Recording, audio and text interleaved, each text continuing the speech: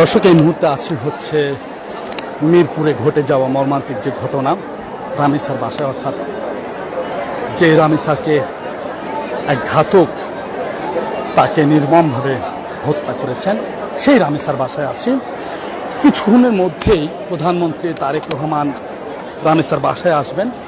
ইতিমধ্যে আমরা দেখেছি যে রাস্তায় এখানকার যারা স্থানীয় আছেন বিচারের দাবিতে রাস্তা অবরোধ করেছিলেন। ঠিক রাস্তা অবরোধটি কোনোভাবে প্রধানমন্ত্রী আসবেন এর জন্য রাস্তাটা খুলে দেওয়া হয়েছে।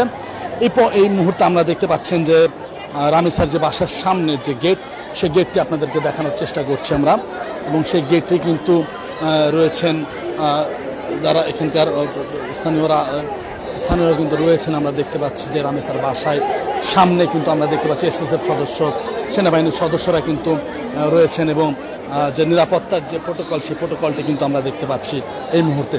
দর্শক, এই মুহূর্তে আপনাদেরকে দেখাচ্ছি যে রামিসার যে বাসার সামনের যে চিত্র, সেই চিত্র কিন্তু আপনাদেরকে দেখাচ্ছি। উৎসুক জনতার কিন্তু ভিড় আমরা দেখতে পাচ্ছি, এবং উৎসুক জনতা বলছেন একটু এক ধরনের ক্ষোভও কিন্তু ঝাড়ছেন আমরা এই মুহূর্তে দেখতে পাচ্ছি। রামিসার বাসার গেটের ভেতরে দেখতে পাচ্ছি যে